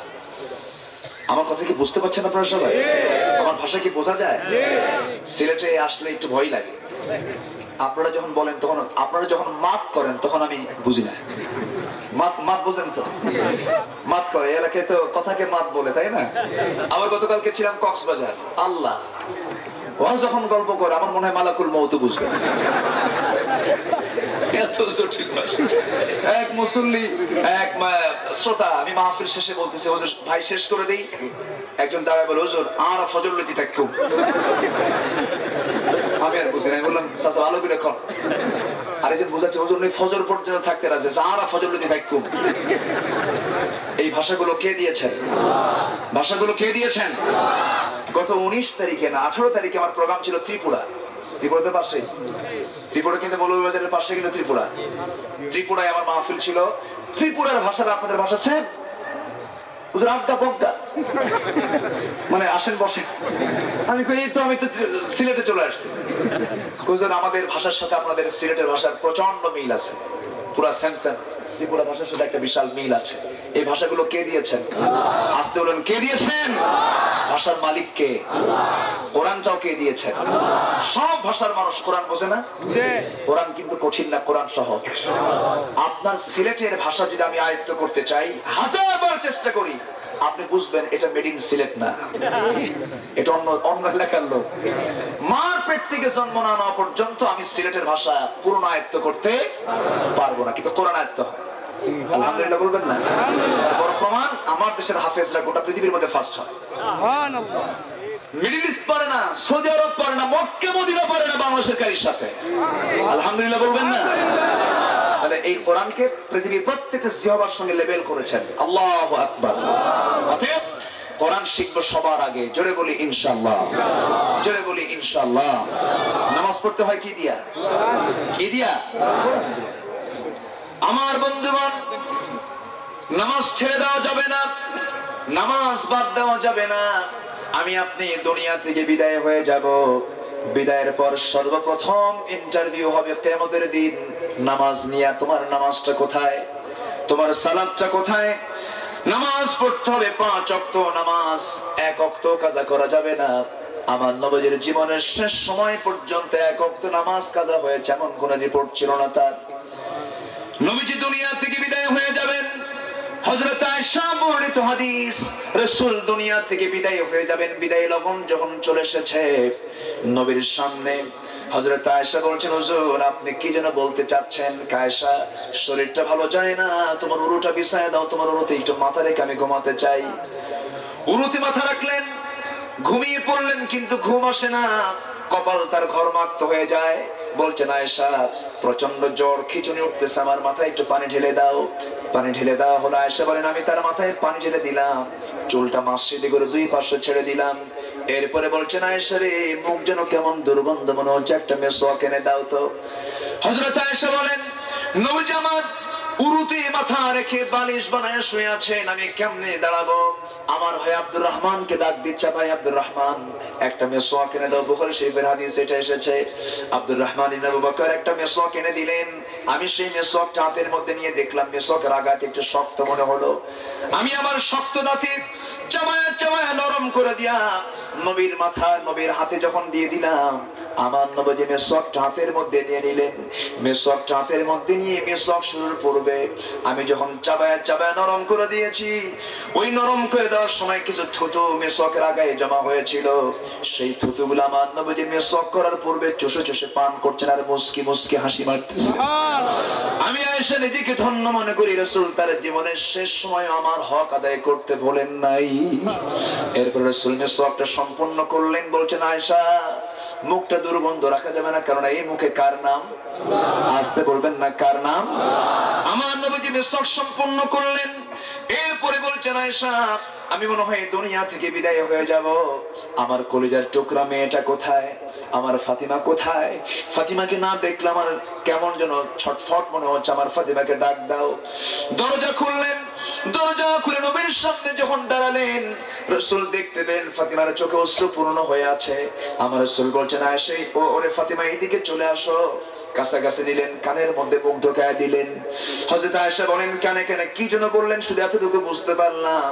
রাসূল ফাতিমাকে জানাচ্ছেন, ফাতিমা রে শোন, আজকের থেকে কান্নার আর কোনো প্রয়োজন নাই। ফাতিমা আমার সঙ্গে আর দুনিয়াতে দেখা হবে না, তোমার সঙ্গে আমার দেখা হয়ে যাবে আলেমে বারজাখে। তুমি আমার এমন একজন আমার কলিজার টুকরা মেয়ে, দুনিয়াতেও তুমি আমার কাছে কাছে ছিলে, কবরেও তুমি আমার পাশাপাশি থেকে যাবে, মানে আমার মৃত্যুর পরও তোমার মৃত্যু হয়ে যাবে। এই কথা বলে ফাতিমার মুখে হাসির ঝিলিক দিয়ে দিলেন। ফাতিমার কান্না বন্ধ হয়ে গেল। হাসতে হাসতে দরজার কাছে চলে গেলেন, দরজা খুলতে নিয়েছেন, কিন্তু ইতিমধ্যে মালাকুল মউত তার সামনে তার চেহারা দেখায় ফেললেন। ভয়ে দরজা লাগায় দিলেন। সঙ্গে সঙ্গে রাসূল বলছেন, ফাতিমা দরজা আওয়াজ দিয়ে বন্ধ করো কেন? আব্বা বাইরে কে যেন দাঁড়ানো। রাসূল তো অনুমান করলেন। রাসূল বলছেন, ফাতিমা রে যার ভয়ে দরজা লাগাও সে তো দুনিয়ার কোনো মেহমান না, আমার কাছে এসেছে আমার জানটা কবজ করার জন্য, দুনিয়ার কোনো মানুষ নয়। তুমি যার সামনে তোমার চোখটা পড়েছে ওটা হচ্ছে মালাকুল মউত, তার আসার জন্য দরজাও লাগে না, জানালাও লাগে না। ও ফাতিমা আমার মৃত্যুর সময় ঘনিয়ে এসেছে, মালাকুল মউত হাজির হয়ে গেছে। মালাকুল মউত নবীর সামনে দাঁড় হয়ে আছেন, সালাম দিলেন, ইয়া রাসূলুল্লাহ আমি আপনার জান কবজ করার জন্য আল্লাহর পারমিশন নিয়ে এসেছি। রাসূল বললেন, মালাকুল মউত আল্লাহর পারমিশন পেলে আর আমার সঙ্গে কথা কি জান কবজ শুরু করে দাও। মালাকুল মউত বলছেন, ইয়া রাসূলুল্লাহ পৃথিবীর শুরু থেকে আজ পর্যন্ত যত প্রাণী জান কবজ করেছে, আজকে আপনার জান কবজ করতে এসেছি। আজকে আপনার জান কবজ করতে এসে দারুণ টেনশন মনে হচ্ছে আমাকে, কারণ যদি কোনো বেয়াদবি হয়ে যায় আল্লাহ পাক আমাকে ছাড় দেবেন না। যদি কোনো বেয়াদবি হয়ে যায় আমি আপনার কাছে মাফ চেয়ে নিচ্ছি, আজ করতাম তো আসাম করে সহজ করে আপনার জানটা কবজ করব। এই কথা বলি নবীজির পাশে বসে মালাকুল মউত আজরাইল তার বুকের উপরে হাতটা রেখে দিলেন। রাসূল হাতটা সরাইয়া দিয়ে বলছেন, আজরাইল এই বুঝি তোমার আদরের জান কবজের কাজ? তোমার হাতটা যখন আমার বুকের উপরে যখন তুমি রেখে দিলে, মনে হলো 12 মাইল ওই লম্বা পাহাড়টা যেন তুমি আমার বুকে চাপায়া দিয়েছো। আবার যখন হাতটা রাখা হলো, রাসূল চিৎকার মেরে বলছেন, আজরাইল এবার যেন মনে হলো শুধু পাহাড় নয়, যেন মনে হতেছে গোটা আসমান যেন তুমি আমার বুকে চাপায়া দিয়েছো। আবার যখন হাতটা রাখা হলো, রাসূল চিৎকার মেরে বলছেন, আজরাইল এবার যেন মনে হলো শুধু পাহাড় নয়, আসমান নয়, গোটা দুনিয়ার সমস্ত কিছু যেন তুমি আমার বুকে চাপায়া দিয়েছো। ওরে আজরাইল এই যদি হয় মৃত্যুর যন্ত্রণা, এই যদি হয় মৃত্যুর কষ্ট, সব যন্ত্রণা সব কষ্ট আমাকে দিয়ে দাও, কিন্তু মৃত্যুর সময় আমার উম্মতরা এত কষ্ট পাবে, আমি তার দিনের নবী হয়ে সইতে পারবো না। ওরে আজরাইল, সব কষ্ট আমাকে দিয়ে দাও, যতনা আমাকে দিয়ে দাও। রাসূল মৃত্যুর সময় আমাকে ভুললেন না, আমার জন্য কবরও ভুলবেন না, আমার জন্য হাসরও ভুলবেন না। সেই নবীর প্রতি মহব্বতের প্রয়োজন আছে না নাই? আমার নবীজি দুনিয়া থেকে বিদায় হয়ে যাবেন। হযরত আয়েশা বলেন, আমি আমার উরুতে রাসূলকে শোয়ায় রেখেছি, রাসূল দুনিয়া থেকে বিদায় হয়ে যাবেন। জামাত তার কয়েক ওয়াক্ত কাজা হলো, আমার আব্বা জান আব্বার মুসাল্লায় দাঁড়ায় নামাজ পড়েন, আর আমার রাসূল বলেন, আয়েশা আমার সাহাবীরা কেমন করে নামাজ পড়ে আমাকে একটু নিয়ে যেয়ে দেখায় দাও। আমার রাসূল দেখতে লাগেন, আর চোখের কোনা বেয়ে টপ টপ করে পড়ে, পানি পড়ে। হযরত আয়েশা বলেন, ইয়া রাসূলুল্লাহি, আপনার সাহাবীরা নামাজ পড়ে আপনি কেন কাঁদেন? রাসূল বলছেন, আয়েশা আমার চোখের পানি এটা দুঃখের চোখের পানি নয়, এটা আমার চরম আনন্দের চোখের পানি। কারণ এই নামাজ মক্কার মাটিতে যখন পড়তে নিচে কাফেররা আমার পিঠের উপর উটের পচা নাড়ি ভরে চাপিয়ে দিয়েছে। আমার সাহাবীরা নামাজ পড়তে গেছে, সাহাবীদের হাতের ভিতরে এরপরে পায়ের ভিতরে বিভিন্ন মূর্তিগুলো ঢুকায় দিয়েছে, কষ্ট দিয়েছে। আর সেই নামাজ আজকে শুধু আদায় নয়, আজকে নামাজটা রাষ্ট্রীয় পর্যায়ে কায়েম হয়ে গেছে, এটা আমার চরম আনন্দ। জোরে বলুন সুবহানাল্লাহ। আমার নবীজি দুনিয়া থেকে বিদায় হয়ে যাবেন, বিদায় লগন যখন চলে এসেছে, রাসূল আস্তে করে বলছেন, আয়েশা আমি এক্ষুনি দুনিয়া থেকে মনে হয় বিদায় হয়ে যাব। আমার জীবনের সর্বশেষ কথা আমার উম্মতকে মেসেজ আকারে জানিয়ে দেবে, তোমার কাছে আমি সর্বশেষ হাদিস দিয়ে গেলাম। আয়েশা বর্ণিত হাদিস, রাসূল বলছেন, আসসালাত আসসালাত ইমা মালাকাত আইমানুকুম, আমার উম্মতের যেন কখনো 5 ওয়াক্ত নামাজ না ছেড়ে দেয়। আল্লাহ সবাইকে নামাজি বানান, আমিন। জোরে বলি আমিন, আরো জোরে আমিন। 5 ওয়াক্ত নামাজ পড়বেন, কার একটা হাত তুলে দেখেন তো, বলুন হে আল্লাহ, হে আল্লাহ আমাদেরকে 5 ওয়াক্ত সালাত আদায় করা তৌফিক তুমি আল্লাহ দিয়ে দাও। জোরে বলি আমিন, আরো জোরে আমিন। রাসূল মারা গেলেন মদিনার মাটিতে, কিন্তু সেই সময় কি মক্কা বিজয় হয় নাই? মক্কা বিজয় কিন্তু হয়ে গেছে। রাসূল মক্কা বিজয় করলেন যে সময়, মক্কা বিজয়ের আগ পর্যন্ত কাবা শরীফের ভিতরে কি ছিল? মূর্তি ছিল। মক্কা বিজয় হয়ে গেল, সেই মূর্তিগুলো কি রেখেছেন না ভেঙেছেন? রেখেছেন না ভেঙেছেন? ভেঙেছেন। এমনকি ওই মূর্তি ভাঙার আগেও প্ল্যান করেছিলেন। একবার তিনি ওসমান বিন তালহা যখন তিনি ইসলাম কবুল করেনি, তাকে বলেছেন, ওসমান আমি তোমার কাছে কাবার চাবিটা চাচ্ছি, আমাকে দেবে কি? রাসূলকে ঘাট ধাক্কা মেরে ফেলে দিয়েছে। রাসূল মুখ থুবড়ে পড়ায় আবার দাঁড়ায় বললেন, ওসমান আজকে তুমি আমাকে ঘাট ধাক্কা মেরে ফেলে দিচ্ছ, অপরাধ। আমি তোমার কাছ থেকে কাবার চাবি চেলাম, তুমি কি জানো ওই কাবার চাবি একদিন আল্লাহ পাক আমার হাতে তুলে দিবেন? নবীর কথা সত্য না মিথ্যা?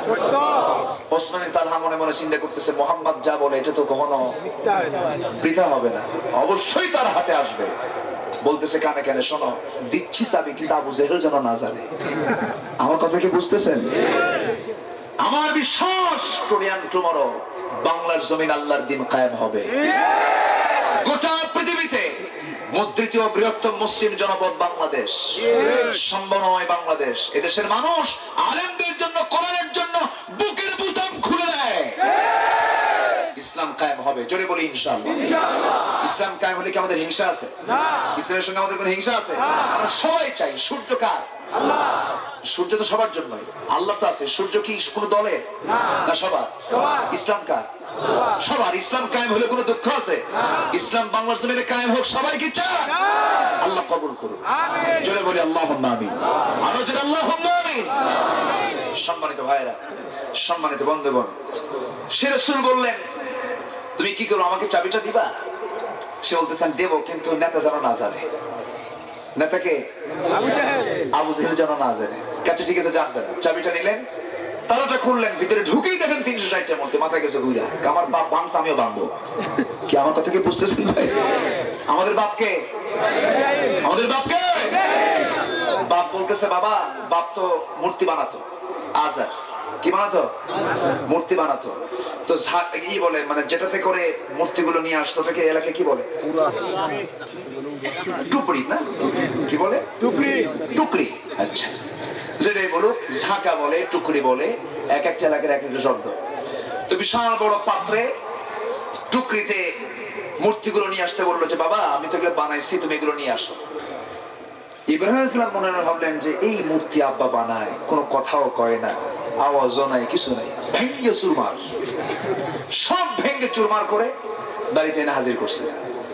বাপ বলছে বাজান তুমি এগুলো কি করছিলে? ভেঙ্গে চুরমার। আব্বা আমি তো ভাঙ্গি নেই, ওরাই মারামারি লাগছে। বুঝতেছি ইব্রাহিম আলাইহিস সালাম ছিলেন এইরকম প্রকৃতি। সব চলে গেছে ও কাজ মেলা, কেউ চলো আমি যাবো না। কি অসুখ? কি অসুখ? মূর্তি ভাঙ্গা অসুখ। সব চলে গেছে। উনি মূর্তির ঘরে ঢুকে সব মূর্তির মাথা সোজা করে বড় মূর্তির সামনে বলে এই কথা কও। কুলাল লটকা দিয়ে বললেন যে তোর সন্তানরা যখন এসে বলবে, তোর বান্দারা যখন এসে বলবে ভাঙছে, কে বলবে? ইব্রাহিম ভাঙছে। 14 কুশির ক্ষমতা আছে নাকি? তিনি মূর্তি ভাঙলেন, কারণ আল্লাহর সমকক্ষ পৃথিবীর কোন শক্তিকে স্থায়ী করা যাবে না, প্রতিষ্ঠিত করা যাবে না। আল্লাহ সব সহ্য করবেন, শিরকে সহ্য করবেন না। কার ওয়াদা?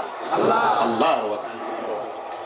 সে রাসূল কাবা শরীফের ভিতরে ঢুকলেন, মূর্তি দেখা মাত্র ভাবলেন ভেঙে ফেলবো, কিন্তু বলে ফেললেন। সঙ্গে সঙ্গে জিবরাইল বললেন ইয়া রাসূলুল্লাহ, আপনি যে চিন্তাটা করেছেন এই চিন্তা আপনার এখন করা যাবে না, কারণ ওই কাবার মূর্তি ভাঙতে গেলে যে শক্তির প্রয়োজন, যে ম্যান পাওয়ারের প্রয়োজন, যে সামাজিক একটা অবস্থার প্রয়োজন, সে অবস্থা আপনার এখনো সৃষ্টি হয় নাই। এই মক্কার সিটি নেওয়ার এখন আবু জাহেল সে তার চেয়ারে বসা, আপনি টিকতে পারবেন না। আপনি দোয়া করুন, রব্বি আদখিলনি মুদখালা সিদকিন ওয়া খারিজনি মুখরাজা সিদকিন ওয়াজআলনি মিন লাদুনকা সুলতানান নাসীরা। জোরে বলুন আল্লাহু আকবার। আল্লাহ তাআলা আমাকে রাষ্ট্রীয় ক্ষমতা দাও, কার কাছে চাইলেন? দেননি? দিয়েছেন না? এমনি এমনি দোয়া করে পাইছেন? বদর পাড়ি দিতে হয়েছে, উহুদ পাড়ি দিতে হয়েছে, দাঁত ভাঙতে হয়েছে, ঘর ছাড়তে হয়েছে, মামলা খেতে হয়েছে, হুমকি খেতে হয়েছে, রাতের আধারে ঘর থেকে পালাতে বাধ্য হতে হয়েছে। এটাই ইসলাম। আল্লাহ পাক সবাইকে বোঝার তৌফিক দান করুন। জোরে বলি আমিন। এই মাহফিলটা আমাকে দাওয়াত দিয়েছে মাত্র 1 মাস আগে। আমাকে বলে হুজুর একটা ডেট দেন। কেমন ডেট? নাই, এই বছর আমি পারবো না।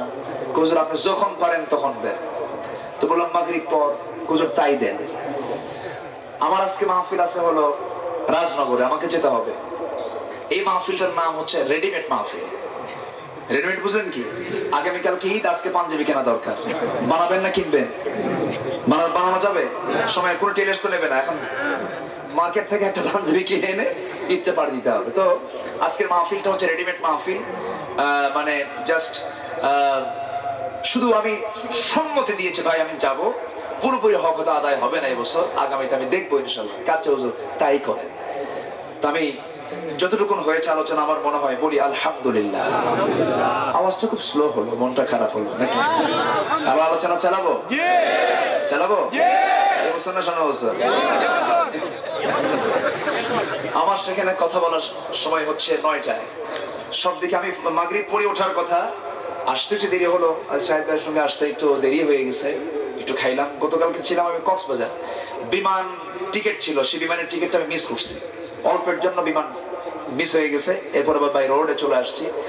তো অনেক কষ্ট করে যাই হোক আসলাম। সাতক সুনামগঞ্জের সাতক আমার একটা ইতিহাস হয়ে থাকবে। মাগরিব পরে এত সুন্দর মানুষ হয়, বলি আলহামদুলিল্লাহ। জোরে বলি আলহামদুলিল্লাহ। আল্লাহ এই মাহফিলকে কবুল করুন।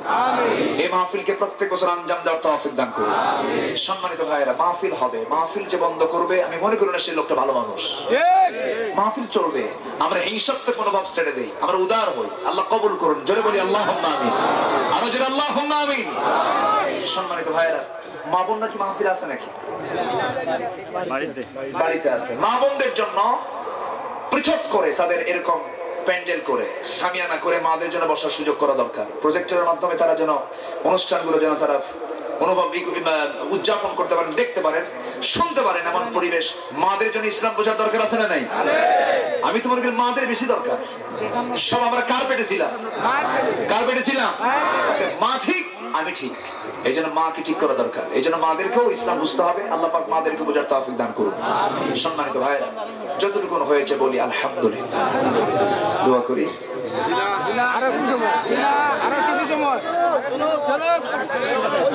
ও আচ্ছা, 5টা প্রশ্ন না, তো ওয়াজ আবার নতুন করে শুরু হলো।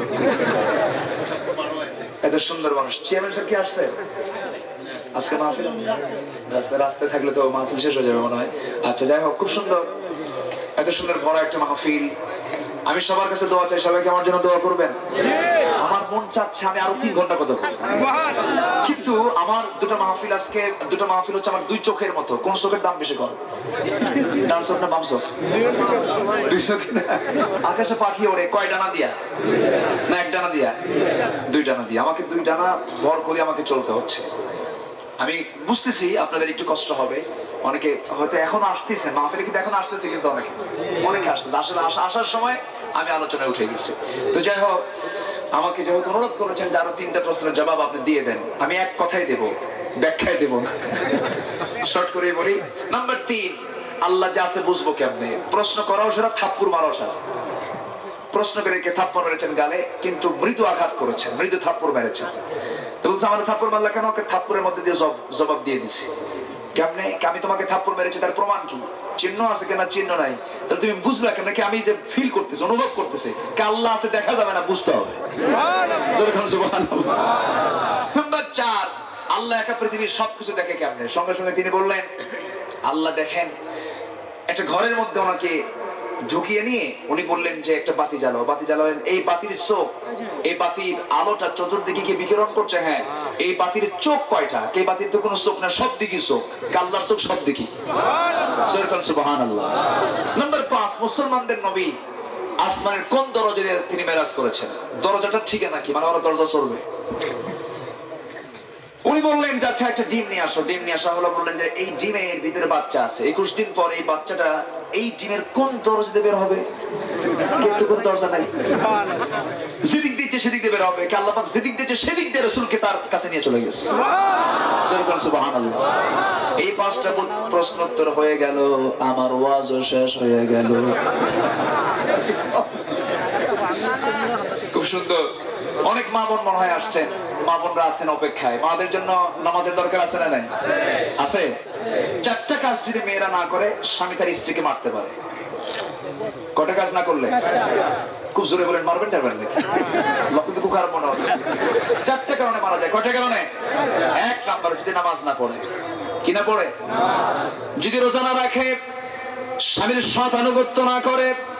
নাম্বার 4 হলো যদি শরীরের হেফাজত না করে। নাম্বার 4 হলো শরীরের যদি হেফাজত না করে। এই 4টা কাজ, নামাজ, রোজা, স্বামীর আনুগত্য যদি পর্দায় না থাকে, 4টা কারণে মারতে পারে। এখন মায়েরা প্রশ্ন করতে পারেন, হুজুর আমার স্বামী আমাকে নামাজ না পড়ার জন্য মারলো, ও যদি নামাজ না পড়ে, ওরে আমি কি করবো? এই 4টা কারণে মারা যায়। কিন্তু মারতে যে যাবেন আপনি, শর্ত আছে। 5 জায়গায় মারা যাবে না। মাথায় মারা যাবে না, মুখে মারা যাবে না, হাতে মারা যাবে না, বুকে মারা যাবে না, পিঠেও মারা যাবে না। মারবেন কই? মারার জায়গায় তো নাই। চান্সে ছিলেন, উপায় নাই। মারবেন কোথায়? আপনার সেই সুযোগটাও নাই। আবার যদি আপনি মারতে চান, যে জায়গাগুলো বাদ আছে, মারতে গেলে যে লাঠির দরকার, সে লাঠির দৈর্ঘ্য হতে হবে সর্বোচ্চ 9 ইঞ্চি, মানে মেসওয়াক। আপনি যখন মারতে যাবেন কারোর সামনে 9 ইঞ্চি মেসওয়াক দিয়া, তখন যদি কেউ দেখে ফেলে, তখন সে কি ভাববে মারতেছে না কৌতুক করতেছে? মারার কোনো উপায় নাই। ইসলাম মারতে বলে নাই। রাসূল কোন স্ত্রীকে মেরেছেন এমন কোন রেকর্ড আছে? কোন স্ত্রীকে মেরেছেন এমন কোন রেকর্ড আছে? 4 স্ত্রী নবীর সামনে বসা। কয় স্ত্রী? 1 স্ত্রী বলে, হুজুর আপনি কাকে সবচেয়ে বেশি ভালোবাসেন? প্রশ্ন কি সহজ হলো? জটিল? উত্তর দিলি তো সমস্যা। উনি বললেন আমি আজকে দেবো না, কালকে দেবো। 24 ঘন্টা সময় নিলেন। এর মধ্যে করলেন কি? কিছু খেজুর হাতের মধ্যে নিলেন। খেজুর নিয়ে করলেন কি? আয়েশার ঘরে 2টা দিলেন, আর 3টা স্ত্রী ঘরে 2টা করে, সবার ঘরে ঘরে দিয়ে দিলেন 2টা করে। সব স্ত্রীকে জানায় দিন। আয়েশাকে বলছেন, আয়েশা আমি তোমার ঘরে যে 2টা খেজুর দিলাম, তোমার হাতে লুকায় লুকায় দিলাম, কেউ যেন না জানে। 2 নম্বর স্ত্রীকে তাই বললেন কেউ যেন না জানে। 4 জন স্ত্রীকে বললেন কেউ যেন না জানে তোমাকে 2টা খেজুর দিয়েছে। পরের দিন সকালবেলা হয়ে গেল, 4 জন স্ত্রী একসঙ্গে এসে বলছেন হুজুর আপনি আজকে জবাব দিতে চেয়েছেন আপনি কাকে সবচেয়ে বেশি ভালোবাসেন? রাসূল বললেন আমি যাকে 2টা খেজুর দিয়েছি তাকে বেশি ভালোবাসি। আস্তে করে সুবহানাল্লাহ। বিশ্বনবী কাকে বলে, কি চরিত্র তার, আল্লাহু আকবার। সেই রাসূলকে নবাজে মন্তব্য করা হয়েছে, সেই রাসূলকে বলা হয়েছে রাসূল নাকি নারী পিপাসু। এতগুলো বউ কেন? এই জাতীয় বাজে মন্তব্য যারা করেছে আমাদের দাবি হলে এদেরকে ধরে এনে প্রকাশ্যে দিবালোকে ফাঁসির মঞ্চে ঝুলে মেরে কবর জানাজা না দিয়া কুত্তা বেলাই দিয়ে খাওয়ানো দরকার। এদের পক্ষে রাজি আছেন কারা কারা?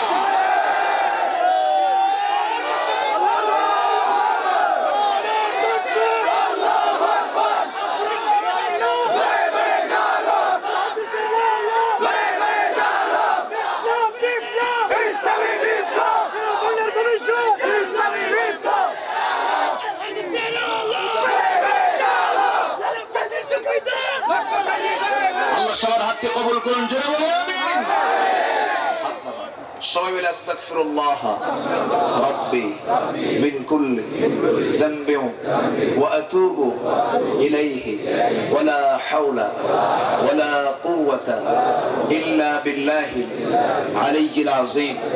জোরে বলুন হে আল্লাহ আমার জীবনের সগীরা কবীরা ছোট বড় সব গুনাহ তুমি আল্লাহ মাফ করে দাও। জোরে বলুন ইয়া রাব্বাল আলামিন। সবাই নামাজের সূরাতে বসেন, আমরা আল্লাহর কাছে চাইবো। আমরা চাইবো কার কাছে? দেশের জন্য, মুসলিমদের জন্য, গোটা পৃথিবীর মুসলমানদের জন্য, সবার জন্য দোয়া হবে। আল্লাহুম্মা আমিন। রব্বানা যালামনা أنفسنا وإن لم تغفر لنا وترحمنا لنكونن من الخاسرين। আল্লাহ তাআলা এই সন্ধ্যকালীন সময়ে মাগরিব থেকে নিয়ে এশা পর্যন্ত তোমার হাজার হাজার মুসলমান নরনারী পঙ্গপালের মতো 20 মাইল 30 মাইল 40 মাইল দূর থেকে এসে যে কোরআন শোনাচ্ছ, ও আল্লাহ তোমার বান্দারা কোরআন চায়, দিন চায়, ইসলাম চায়, প্রমাণ হয়ে গেছে। এই সমস্ত বান্দাদেরকে নিয়ে তোমার শাহী দরবারে ভিক্ষুকের মতো হাত পেতে আছি আল্লাহ। গুনার দিকে নজর না দিয়া বান্দা মনে করে তামাম জিন্দেগীর গুনাহগুলোকে মাফ করে দাও। বিশেষ করে জনম দুঃখিনী মা যারা বিদায় হয়ে গেলেন, জিন্দেগীর গুনাহগুলো মাফ করো, কবরগুলোকে জান্নাতের টুকরা বানাইয়া দাও। কেমন করে দোয়া করতে হয় শিখিয়ে দিয়েছো, চক্ষু বন্ধ করে আল্লাহর শেখানো দোয়া পড়ে সবাই বলুন রব্বিরহামহুমা কামা রব্বায়ানি সগীরা। রব্বিরহামহুমা কামা রব্বায়ানি সগীরা। এমন ভাই আমার সঙ্গে হাত তুলতে পারেন যিনি নিজের হাতে নিজের মাকে দাফন করেছেন, নিজের মায়ের লাশ নিজের পিঠে বহন করে কবরে নিয়ে গেছেন। ও আল্লাহ সেই কলিজার টুকরা আল্লাহ তাআলা মা যারা চলে গেলেন কবরগুলোকে জান্নাতের নূর দিয়ে মুনাব্বার করে দাও। আল্লাহ তাআলা বিশেষ করে এই মাহফিলের আয়োজন যারা করলেন আর শোনার জন্য কষ্ট করে যারা দূর দূরান্ত থেকে আসলেন, আল্লাহ তাআলা বিনিময়ে কিয়ামতের কঠিন ময়দানে যেদিন কেউ কাউকে চিনবে না, যেদিন মানুষ কাঁদতে কাঁদতে চোখের পানিগুলো ফুরে যাবে, চোখ থেকে রক্ত বের হওয়া শুরু হয়ে যাবে, সেই কঠিন মুসিবতের দিনে এই মাহফিল আমাদের সবার জন্য নাজাতের মাধ্যম তুমি আল্লাহ বানাইয়া দিও। আল্লাহ তাআলা আমার ডানে, আমার বামে, আমার সামনে, আমার পিছনে কত ভাই আমার সঙ্গে হাত তুলেছেন, কত মা বোন আমার সঙ্গে হাত তুলেছেন, যার যা চাওয়া তুমি আল্লাহ পাওয়া করে দিও। গোটা পৃথিবীর মুসলমানদের জন্য দোয়া করি, মুসলমান আজকে মার খেতে খেতে শেষ হয়ে গেল, মিশরের জেলখানা আজকে মাজলুম দিয়ে ভরে গেছে, ও আল্লাহ আফগানিস্তানের জেলখানা আজকে মাজলুম দিয়ে ভরে গেছে। আয় আল্লাহ তাআলা কাশ্মীর আজকে জ্বলন্ত অগ্নিকুণ্ড হয়ে গেছে রে আল্লাহ। রোহিঙ্গার পাশে আজকে কেউ নাই আল্লাহ, তোমার গায়েবের সাহায্য নাযিল করে সমস্ত জুলুম থেকে মাজলুমদেরকে তুমি আল্লাহ বাঁচাইয়া দাও। আয় আল্লাহ তাআলা মেহেরবানি করে তোমার কাছে ফরিয়াদ করে কোরআনের পাখিরা আজকে খাঁচায় কেমনে বন্দী হয়ে আছে রে আল্লাহ, তোমার গায়েবী মদদ নাযিল করে সমস্ত জুলুম থেকে মাজলুমদেরকে বাঁচাইয়া দাও। আয় আল্লাহ তাআলা একদিন তো দুনিয়া ছেড়ে বিদায় হয়ে যাব, কেউ তো বাঁচার জন্য দুনিয়া আসি নাই রে। সুন্দর সুন্দর স্বপ্ন গড়েছিলাম, ব্যবসা বাণিজ্য কত কি। আয় আল্লাহ তাআলা মারা যাওয়ার সঙ্গে সঙ্গে সুন্দর বাড়ি টান মেরে ঘর থেকে বের করে দেবে রে। স্ত্রী বলবে স্বামী আমার বলেও তো গেলে না একটা বারো। সন্তানগুলো বলবে বাবা আমার জন্য কি তুমি কোনো কিছু কিনে আনবা না আজকে বাবা? তুমি প্রত্যেক দিন হাতের ভিতরে কত ফলমূল কিনে আনো, আজকে কেন কথা বলো না বাবা? কথা বলো, কথা বলো। কোনো জবাব দিতে পারবো না রে। আমাকে ধরে ঘর থেকে বের করে দিয়ে জীবনের শেষ গোসলটা করে দেবে রে। মাথায় বাঁধন পায়ে বাঁধন দিয়ে দেবে, ওই যে বিদায় দিয়ে দেবে রে। ওই কবরে নিয়ে যাবে, ওই কবরে নিয়ে মুখের বাঁধনটা খুলে দিয়া বাঁশ চাপা দেবে, মাটি চাপা দেবে। জানি না কোন দিন আমার এই দেহটা ওই পোকামাকড়ের খাদ্য হয়ে যাবে রে। জানি না এই দেহটা কোন দিন আমার ওই মাটির খাদ্য হয়ে যাবে রে। সে অন্তিম সময় যখন চলে আসবে আল্লাহ জবানে জারি করে দিও কালো যে কালিমা তাইয়্যিবা লা ইলাহা ইল্লাল্লাহু মুহাম্মাদুর রাসূলুল্লাহ। আসসালামু আলাইকুম ওয়া রাহমাতুল্লাহি ওয়া বারাকাতুহু।